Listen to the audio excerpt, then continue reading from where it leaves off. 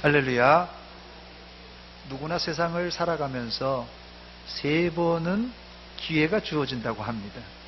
왜 3번인지 몰라도 한국 사람들이 3세판을 좋아하니까 아마 누구에게든지 인생을 살아가면서 3번의 기회가 주어진다, 이런 말이 종종 전해집니다. 그런데 하나님은 우리에게 인생의 기회를 3번이 아니라 매일같이 날마다 기회를 주시는 분입니다. 그러나 우리가 그 기회를 기회로 알지 못하고 기회를 놓쳐서 문제입니다. 오늘도 하나님은 우리에게 오전에 기회를 주셨고 이 오후 시간에도 기회를 주셔서 이렇게 우리가 예배를 드릴 수 있는 기회, 하나님께 기도할 수 있는 기회, 찬송할 수 있는 기회 주신 게 얼마나 감사한지 모릅니다. 여러분, 예배 드릴 수 있다는 이 기회, 복음을 들을 수 있다는 이 기회, 은혜 받을 수 있다는 이 기회, 하나님을 만날 수 있다는 이 기회가 얼마나 소중한지 모릅니다. 예, 아멘이시죠? 그러나 이 기회가 매번 매주 오다 보니까 소중한 줄 모르고 다음 주도 있고 다음 오후 예배도 있고 수요일 날도 있고 이렇게 생각하고 하나님이 주신 기회를 매번 놓치는 것이 우리의 현실입니다. 저를 한번 따라서 하시기 바랍니다. 기회를 잡읍시다. 기회를 잡읍시다. 안타깝게 오늘 본문에 나오는 로마 총독 벨릭스는 그리스도 예수를 믿는 이 도인 복음을 알았고 들었고 또 그 복음을 느끼기도 했습니다만은 예수 믿을 기회를 놓치고 말았습니다. 이런 기회를 사자성어로 천재이루라고 합니다. 천재이루. 천재이루가 뭐죠? 천년에 한 번 올똥말똥한 기회. 천재이루가 천년에 한 번 올똥말똥한 이 기회란 뜻입니다. 벨릭스 총독에게 예수 믿을 천재이루의 기회가 주어진 것입니다. 그러나 벨릭스는 그 기회를 놓치고 말았습니다. 이런 사람들이 우리 주변에 많습니다. 지금 시대에 십자가를 모르는 사람이 있겠어요? 십자가를 안 본 사람이 있겠습니까? 없습니다. 지금 시대에 예수님을 모르거나 교회를 모르는 사람이 있겠습니까? 없습니다. 그런데 등잔 밑이 어둡다고 지금 시대에 어떤 분을 보면은 40살, 50살인데 교회를 한 번도 안 오고 처음 우리 교회 왔다는 분도 가끔씩 있어요. 있을 정도가 아니라 종종 있습니다. 예수님이 누구신지를 모르는 사람들이 상당히 있다는 소리입니다. 등잔 밑이 어둡습니다. 이제 복음을 진짜 전해야 될 때입니다. 듣든지 안 듣든지 그것은 그들의 책임이고 우리가 해야 될 일은 복음을 전하는 일입니다. 여러분들이 물건을 사러 가서 어떤 물건을 고르는데 여러 가지 물건이 있어요. 그런데 가격이 다르고 같은 제품인데 가격이 다르고 또 질이 다른 오늘 예배 시간이 바쁘네요.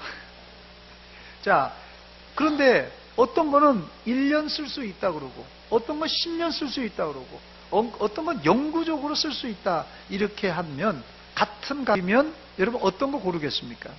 오래 쓸 수 있는 거, 영구적으로 쓸 수 있는 거, 이런 거 같은 가격이라면 그런 것을 사야 되겠죠.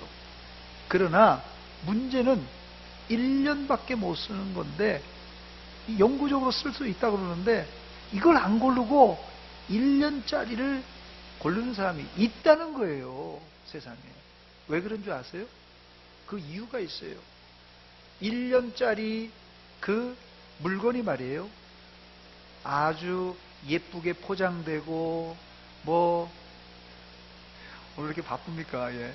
자, 예쁘게 포장되고 또 아주 멋들어지게 겉모습을 해놓으니까 그 영구적으로 쓸 수 있는 거는 참 이게 디자인도 투박하고 별거 같아요.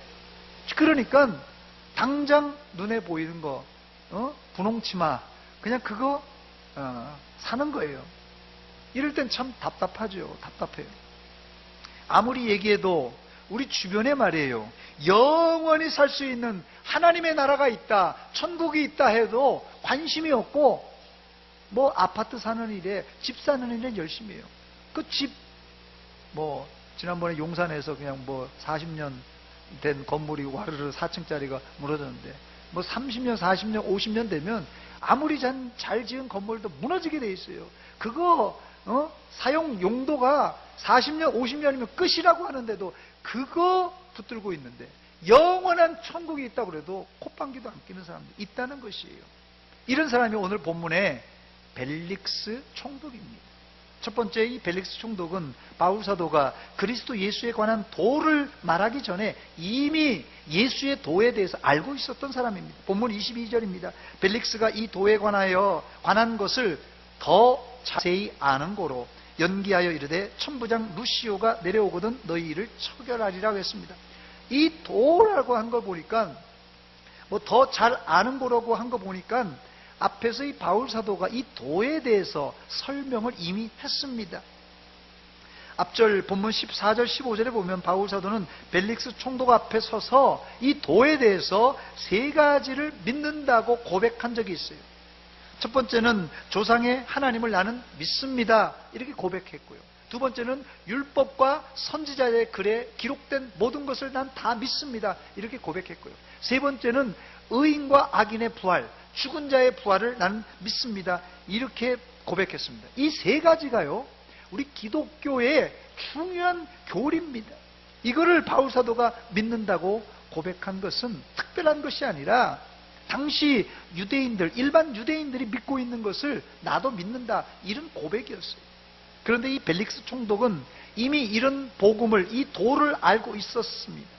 아는 정도가 아니라 지금 22절에 더 자세히 아는 고로라고 하는 것을 볼 때, 바울 사도가 앞에서 진술한 이야기보다도 벨릭스 총독은 유대의 종교에 대해서 너무나도 잘 알고 있었던 모양입니다. 그 증거가 있는데요, 두 가지를 말씀드리자면, 첫째는 한 지역을 다스리는 총독이에요. 여러분, 한 지역을 다스리는 총독이라면 그 지역의 특성, 문화, 종교를 다 알고 있어야 그 지역을 통치할 수가 있습니다. 그래서 이 벨릭스 총독은 로마에서 이 이스라엘로 파송을 왔어요. 총독으로 온 거예요. 총책임자로. 오기 전에 이미 유대의 문화와 종교에 대해서 공부를 하고 왔고, 또 이 유대에 와서는 또 공부를 해야 돼요. 총독이 그 관할 지역을 잘 다스리려면 문화에 대해서 알고, 사람에 대해서 알고, 종교에 대해서 알아야지 이걸 통치할 수 있어요. 그래서 이 벨릭스 총독은 유대에 대해서, 문화와 종교에 대해서 잘 알고 있었던 사람입니다. 두 번째는 벨릭스 총독은 유대에 와서 유대인 여자와 결혼을 했어요. 여러분, 내가 로마 사람이지만 유대 여자하고 결혼했다면 유대의 문화와 종교를 자연적으로 습득하게 되어 있습니다. 본문 24절입니다. 수일 후에 벨릭스가 그 아내 유대 여자 드루실라와 함께 와서 했어요. 유대 여자와 이 아내라고 그랬어요. 아내 유대 여자 드루실라라고 이렇게 분명히 한 거 보니까 이 여자는 아내였고 이 아내는 유대인입니다. 남자는 결혼하면 여자 쪽으로 끌려오게 되어 있어요. 안 그런가요? 예. 아마도 벨릭스도 유대에 와서 유대 여자를 아내로 얻었기 때문에 유대의 풍습과 종교를 잘 알고 있었습니다. 그래서 벨릭스 총독은 바울 사도가 누군지, 바울 사도가 믿고 있는 하나님은 누군지, 바울 사도와 대제사장 사이에 왜 갈등이 생겼는지 누구보다도 잘 알고 있었습니다. 이 말은 바울 사도가 범법 행위를 하지 않았고 단지 대제사장과 바울 사이에 예수님으로 인한 갈등, 다른 말로는 교리적인 갈등이 있을 뿐을 알고 있었습니다. 실제 이 벨릭스 총독은 바울 사도를 신문해 보고는 정치적으로나 행정적으로 처리할 것이 전혀 없다는 것을 확실히 알았습니다. 그래서 이 벨릭스 총독이 이 부하들에게, 백부장에게 어떤 명령을 내렸습니까? 본문 23절에 보니까 백부장에게 명하여 바울을 지키되 자유를 주고 그의 친구들이 그를 돌보아주는 것을 금하지 말라, 이렇게 얘기했어요. 사실 이 로마 시대에 감옥에 갇힌 사람에게 이런 자유를 주고 친구들과 자유롭게 면회할 수 있다는 것은 매우 관대한 이런 처사입니다. 즉 총독은 이미 바울 사도의 무죄를 알고 있었습니다. 그러나 바울 사도는 벨릭스 총독은 바울 사도를 석방해 주지 않았어요. 그 이유가 뭡니까? 그 이유가 있는데 꿍꿍이 속이 있었어요. 총독이 유대인들, 특별히 유대 지도자들의 눈치를 보았기 때문에 그냥 무죄라도 바울을 석방할 수가 없었습니다. 본문 27절입니다. 이태가 지난 후 보르기오 베스도가 벨릭스의 소임을 이어받으니 벨릭스가 유대인의 마음을 얻고자 하여 누구를요? 바울을 구류하여 두니라. 바울을 감옥에 가둬놓은 이유가 유대인들의 마음을 얻고자 이렇게 했다는 것입니다. 두 번째, 이 총독 벨릭스는 공개적으로 법정에서 바울의 복음을 들은 것뿐만 아니라 자신의 유대인 부인과 함께 사적인 자리에서 복음을 들었지만 구원받을 기회를 살리지 못합니다. 본문 24절입니다. 수일 후에 벨릭스가 그 아내 유대 여자 드루실라와 함께 와서 바울을 불러 그리스도 예수 믿는 도를 듣건을 했어요. 바울 사도가 벨릭스 부부에게 전한 말이 무엇입니까? 다른 거 없어요. 복음을 이제 전했습니다. 바울 사도가 할 이야기는 복음밖에 없었어요. 24절 하반절에 그리스도 예수 믿는 도를 바울 사도가 전하고 그들은 들었다 말합니다. 그리스도 예수를 믿는 도, 즉 구원의 도, 생명의 도를 이들은 바울 사도를 통하여 가까이서 개인적으로 들었습니다. 여러분, 교회에서 목사님 만나는 것도 힘든데 이들은 기독교에서 예수님 다음으로 복음을 많이 전달한 이 바울 사도를 개인적으로 만나 복음을 들었으니 이런 영광이 또 어디 있겠습니까? 천주교에서는 뭐 교황만 와도 그냥 나라가 들썩들썩하고 그러는데 지금 시대에 바울 사도가 우리나라에 온다면 난리가 아닐 것입니다. 그러나 그들은 바울 사도의 진가를 몰랐어요. 그렇다면 바울 사도가 그들에게 전한 복음은 구체적으로 무엇입니까? 본문 25절에 세 가지를 밝히고 있는데 세 가지가 뭡니까? 의와 절제와 심판이라고 말합니다. 의와 절제와 심판, 이 세 가지를 바울 사도가 이 벨릭스 총독 부부에게 전했습니다. 25절 우리 한 목소리를 같이 읽어보겠습니다. 시작. 바울이 의와 절제와 장차 오는 심판을 강론하니 벨릭스가 두려워하여 대답하되 지금은 가라, 내가 틈이 있으면 너를 부르리라 하고. 바울 사도가 이 벨릭스 부부에게 이 세 가지 의와 절제와 심판의 장차 오는 심판을 강론했습니다. 여기 강론이란 말은 헬라어로 다이아레고마이라는 뜻입니다. 이 다이아레고마이라는 이 단어인데요. 이 다이아라는 이 접두어가 붙어 있는데 통과하다, 관통하다 이런 뜻이에요. 영어의 디아라는 말인데요. 그럼 레고는 레고, 말하다는 뜻입니다. 이 레고, 말하다에서 로고스, 이 진리라는 말도 나온 겁니다. 그래서 이 다이알로그는 영어의 대화라는 뜻이에요. 그래서 바울 사도가 지금 강론했다고 그러는데 원 의미는 이게 대화라는 뜻입니다. 즉 일방적인 강론이 아니라, 일방적인 이야기가 아니라 벨릭스로부터 궁금한 건 듣고 대답하고 듣고 대답하면서 이야기를 나누었다는 것이에요. 뭐에 대해서요? 의와 절제와 이 장차 올 심판에 대해서 이렇게 묻고 답하면서 자세히 가르쳐줬다는 거예요. 그 강론의 결과가 뭐라고요? 그 강론의 이 세 가지가 의와 절제와 심판이라는데, 왜 많고 많은 이 기독교 진리 중에 왜 바울 사도는 이 벨릭스 총독에게 의와 절제와 또 심판에 대해서 설명했겠습니까? 이 의라는 것은, 의는 하나님과의 바른 관계를 의미합니다. 의는 하나님과의 바른 관계. 이 기독교의 목표가 뭡니까? 기독교의 목표, 불의한 인간은 죄를 지어서 불의해요. 불의한 인간이 하나님 앞에 자신의 불의를 고백하고 회개하고 예수님을 믿음으로 의롭게 되는 것이 기독교의 최종 목표입니다. 기독교의 목표는 불의한 인간이 회개하고 예수 믿음으로 의롭게 되는 게, 이게 바로 이신칭입니다. 이신칭의의 교리가 다른 게 아닙니다. 불의한 인간이 예수님을 믿음으로 뭐가 된다고요? 의롭게 된다. 이게 이신칭입니다. 그래서 제일 첫 번째 바울 사도가 벨릭스 부부에게 의에 대해서 전달했습니다. 두 번째는 절제입니다. 절제를 우리가 생각할 때는 그냥 우리 한국말로 절제하니까 뭔가 이렇게 줄여주고 검소하게 사는, 이렇게 생각할 수 있는데 이런 단어가 아니라고, 원 의미는 앵클라테이아, 이 헬라어로는 앵클라테이라는 뜻인데요. 이 앵클라테이아라는 단어는 이 뜻이 뭐냐면요, 하지 말아야 될 것을 제쳐두다 혹은 아예 제거해버린다, 이런 뜻입니다. 불의한 자가 예수 믿고 의롭게 된 이후 하지 말아야 될 것, 하나님이 싫어하는 것, 이걸 완전히 제거해버리는 거, 이게 뭐라고요? 절제라는 단어를 썼습니다. 그리고 마지막으로 심판은 천국과 지옥으로 나누는 최후의 심판입니다. 악한 일을 행한 자는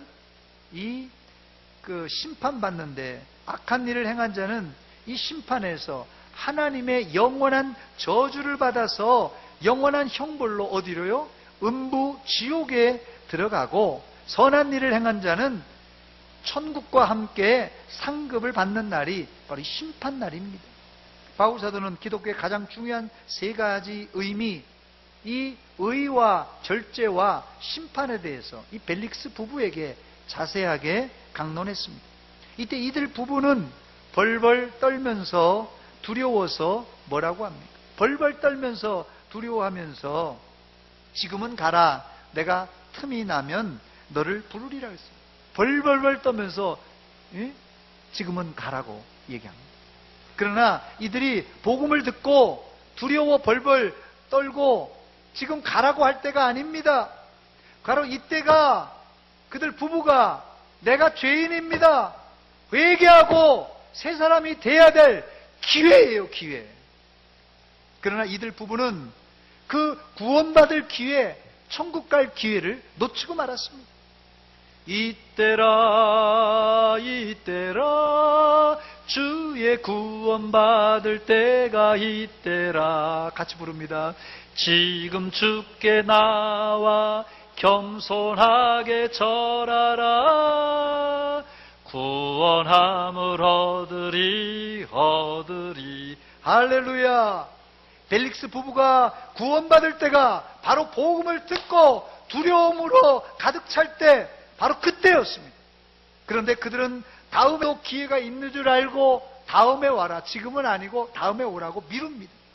정확하게 그들은 2년 동안 바울 사도를 만날 수 있었고 복음을 2년 동안 들을 수 있는 기회가 있었습니다. 그런데 엉뚱하게 벨릭스는 연불에는 관심이 없고 제밥에만 관심이 있다는 말이 있듯이 복음엔 관심이 없고 뇌물에만 관심이 많았습니다. 세 번째, 벨릭스가 구원에서 탈락한 원인은 복음을 믿을 기회를 저버리고 이 물질의 눈이 어두웠기 때문에 그렇습니다. 본문 26절입니다. 같이 읽겠습니다. 시작. 동시에 또 바울에게서 돈을 받을까 바라는 거로 더 자주 불러 같이 이야기하더라 그랬습니다. 여기 동시에라는 단어를 주목해 보시기 바랍니다. 동시에라는 말은 바울 사도로부터 복음도 듣고 동시에 돈도 받을 수 있지 않을까, 이렇게 해서 자주 불러서 바울과 이야기를 나눴다는 뜻입니다.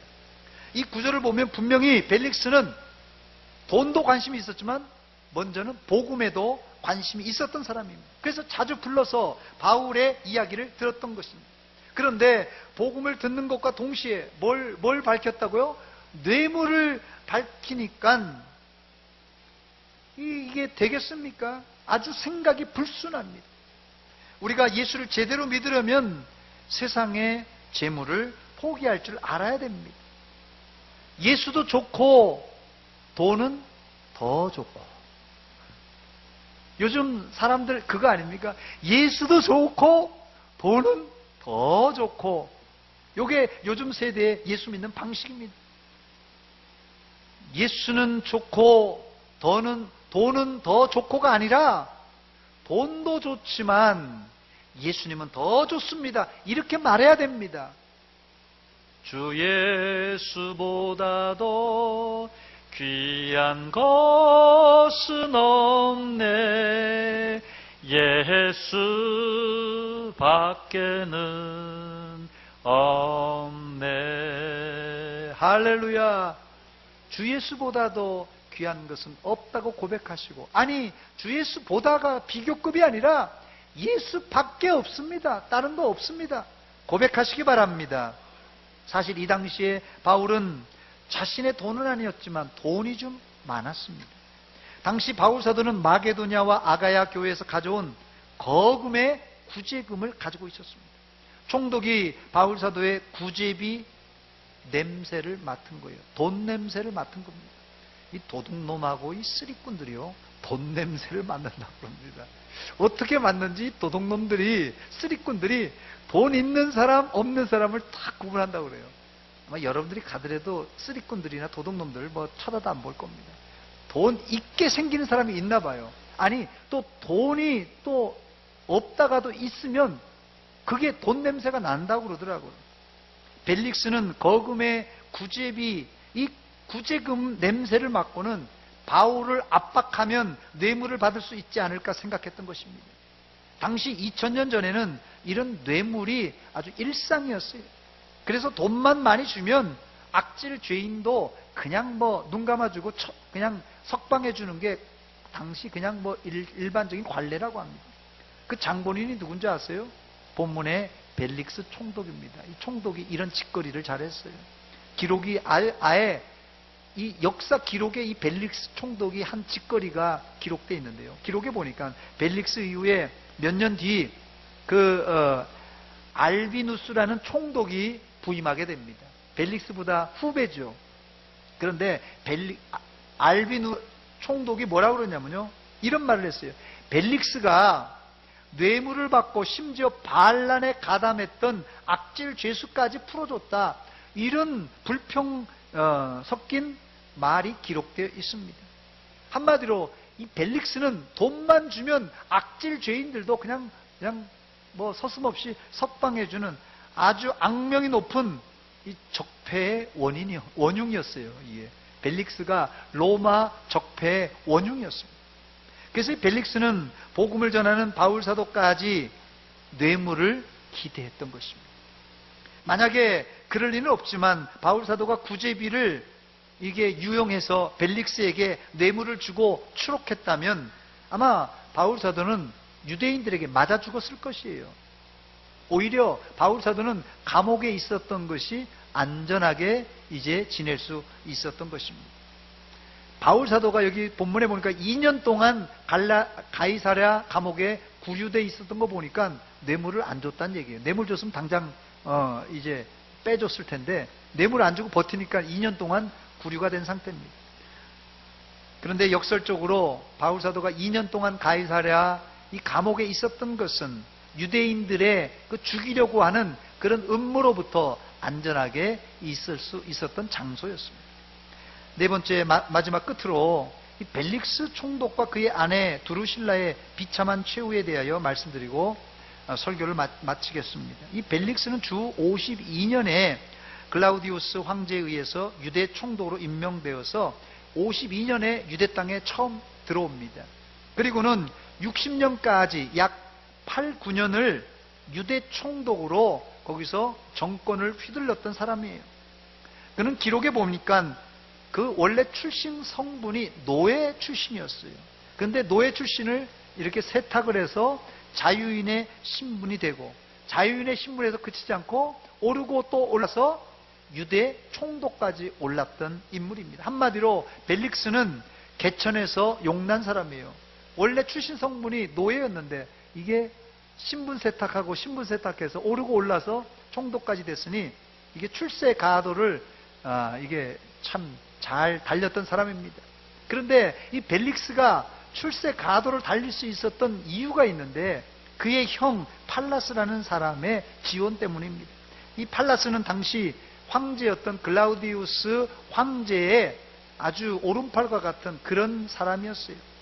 그래서 이 형 팔라스와 또 이 벨릭스가 이렇게 활동할 수 있었던 것입니다. 벨릭스는 총독이라는 높은 자리에 올라갔어도 여러분 항상 구린 게 있잖아요.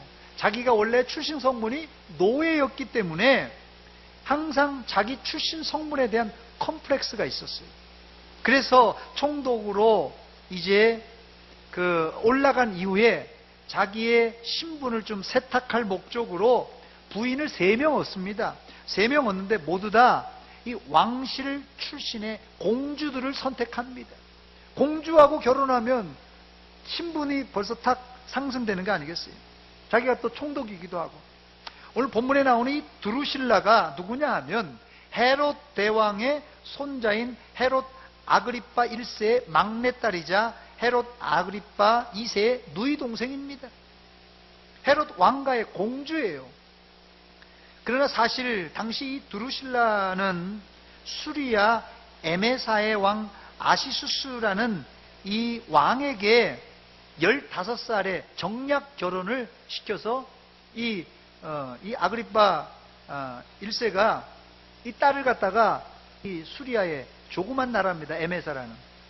그래서 그 지방 관리에 지방의 총책임자라고 도지사 정도라고 생각하면 될 거예요. 거기다가 이제 정략 결혼을 했어요.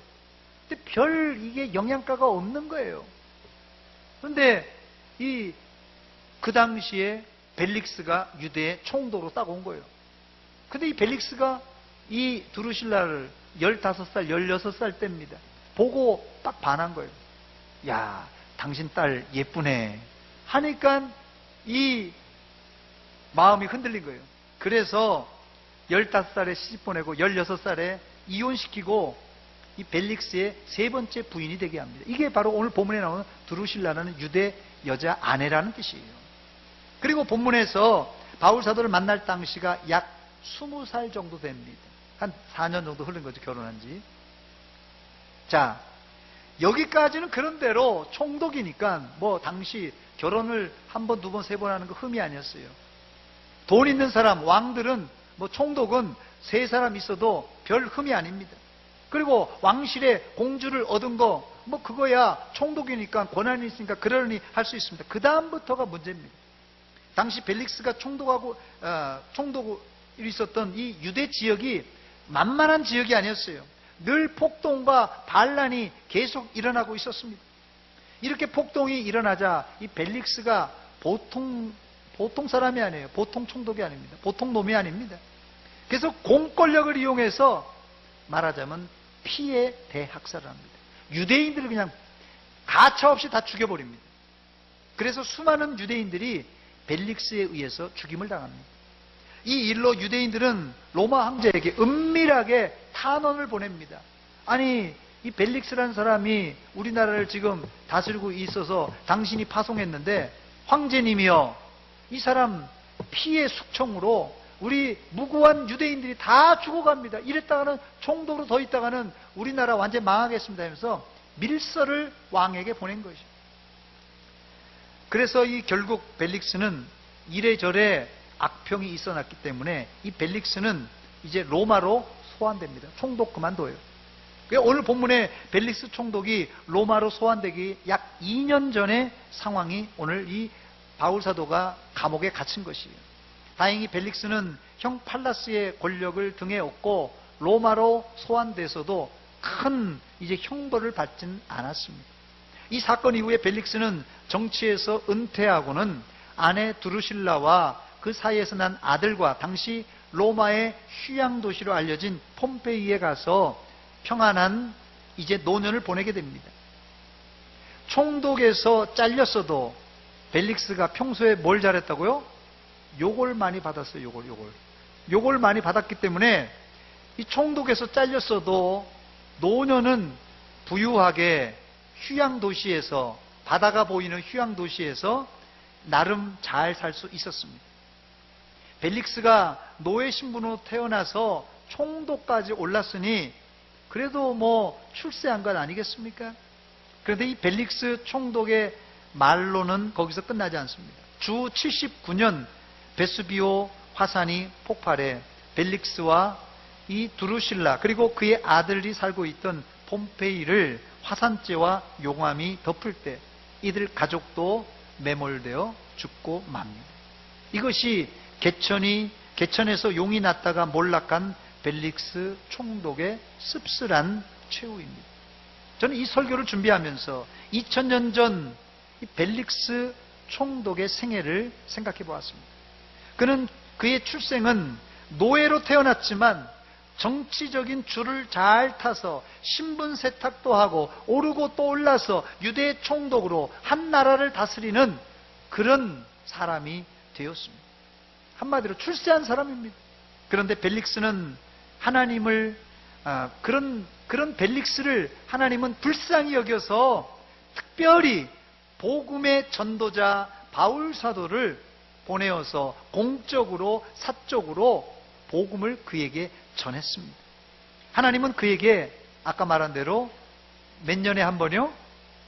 1000년에 한 번, 천재일후의 기회를 1000년에 한 번 있을까 말까한 예수 믿을 수 있는 기회를 바로 바울 통하여서 이제 복음을 듣게 되었습니다. 그러나 벨릭스 총독은 돈과 체면 때문에 결국 미적미적하다가 좌천되어 로마로 갔고 이어서 폼페이에서 평화로운 노년을 보내는가 했는데 거기서 하루아침에 화산 폭발로 용암과 화산재에 묻혀 그렇게 쓸쓸하게 죽고 말았습니다.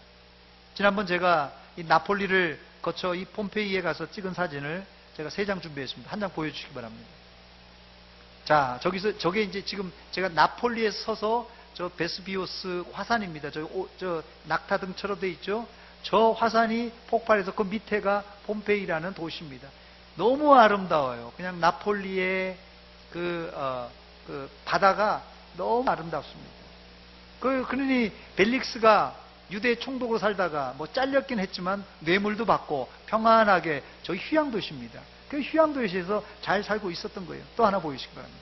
그런데 화산이 폭발하고 화산재 덮여서 저게 어떻게 나오냐면 사람 모습이 어떻게 나오냐면 이제 거기에 사람들이 발굴을 한 거예요. 보다니까 어떤 사람이 보니까 거기 밑에 막 어마어마한 문화재가 있거든요. 그 신고를 한 거예요. 그래서 사람들이 발굴하기 시작했습니다. 발굴하다 보니까 조심스럽게 발굴하잖아요. 발굴하다 보니까 어디다 보면은 구멍이 뻥 뚫려 있는 거예요.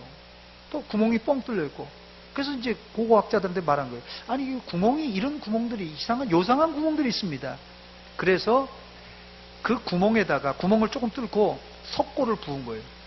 석고를 부었더니 저런 작품이 나온 겁니다. 무슨 말이냐면 화산재가 딱 완전히 그냥 막 마을을 딱 덮어버렸습니다.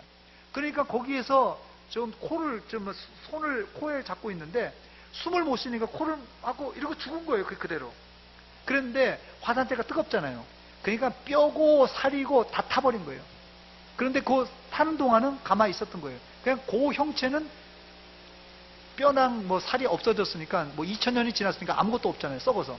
그러니까 저건 그냥 빈 공간 상태가 된 거예요. 그래서 사람들이 그 석고를 보니까 저 석고예요, 저게. 그러니까 저런 형태인 거예요. 그 구멍이 뻥뻥뻥 뚫리는데 또 하나 보여주세요. 또 하나는 어떻게 누워있는 자세인데 그 다음 사진이요. 예, 저건 지금 누워있는 사람인데 저것도 똑같습니다. 이렇게 해보니까 저런 형태가 나온 거예요. 그러니까 거기에 죽은 사람들이 어마어마하죠. 물론 이렇게 화산재에 묻혀 아까 보여줬던 그 사람이 벨릭스는 아닙니다만은 벨릭스와 그의 부인 두루실라 그 아들도 이런 형태로 죽었을 것이라 우리가 추측해 볼 수 있습니다. 벨릭스와 두루실라 그리고 그의 아들도 예수 없이 말년에 휴양도시에서 살다가 저는 그래서 이런 모습을 이렇게 표현해 봤어요. 살아서 지옥 간 사람. 살아있는 채로 지옥 간 거예요. 유명한 교회 역사가 요세푸스는 그를 가리켜서 이 벨릭스를 가리켜서 뭐라고 했는지 아세요? 유대의 운명을 지배했던 자 중에 가장 열악한 지배자였다. 가장 질이 안 좋은 그런 지배자, 그런 뜻입니다. 말씀을 마칩니다. 바울 사도는 벨릭스와 그의 아내 드루실라에게 여러 차례 복음을 전했습니다. 그러나 그들은 복음을 받아들이지 않고 하나님을 믿질 않았습니다. 그러므로 하나님은 그들의 핏값을 바울 사도에게 묻지 않고 그들에게 직접 물을 것입니다. 내가 너희 부부를 위해서 특별히 그 당대 가장 복음을 잘 전하는 바울 사도를 너에게 급파했는데 왜 복음을 믿지 않고 나를 믿지 않느냐? 이렇게 물으실 것입니다. 우리 주변에 벨릭스 총독과 드루실라 같은 사람들이 얼마나 많습니까? 우리 가족 안에도 있어요. 우리 친척 안에도 있어요. 우리 이웃에도 있습니다. 우리가 이들에게 할 수 있는 일은 믿든지 안 믿든지 그것은 그들의 책임이고 전하는 것은 누구의 책임이요? 우리의 책임입니다. 끝까지 복음을 전하는 전도인들이 되시기를 주의 이름으로 축원합니다. 저를 한번 따라서 하시기 바랍니다. 전도합시다. 혹시 우리 중에 나는 노년에 연금 받고 평안하게 산다 이렇게 생각하시는 분이 있습니까? 나는 노년에 연금 받고 평안하게 산다고 생각하고는 의에 대하여, 절제에 대하여, 심판에 대하여 고민하지 않고 벨릭스처럼 휴양도시에서 노년을 보내려는 분이 계십니까? 하나님의 의와 절제와 심판을 기억하고 믿음으로 사시기를 주의 이름으로 축원합니다. 축원합니다. 같이 기도합니다. 하나님 아버지, 은혜와 사랑 감사드립니다. 이 오후 시간에 우리에게 말씀으로 도전 주신 하나님, 벨릭스 총독과 그의 아내는 바울 사도를 통하여서 천재 이루에 예수 믿을 기회가 있었는데도 불구하고 미루고 미루다가 결국은 화산재가 덮여 죽임을 당하고 말았습니다. 하나님 아버지, 우리에게 수없는 기회와 수없는 찬스를 주셨음에도 우리가 그 기회를 놓친 적은 없습니까? 하나님, 우리 가족 안에도 우리 주변에도 복음을 들을 기회 우리가 제공하게 하여 주시고 그들에게 끝까지 복음을 증거하는 전도인들이 다 되게 하여 주시옵소서. 예수님의 이름으로 기도하옵나이다. 아멘.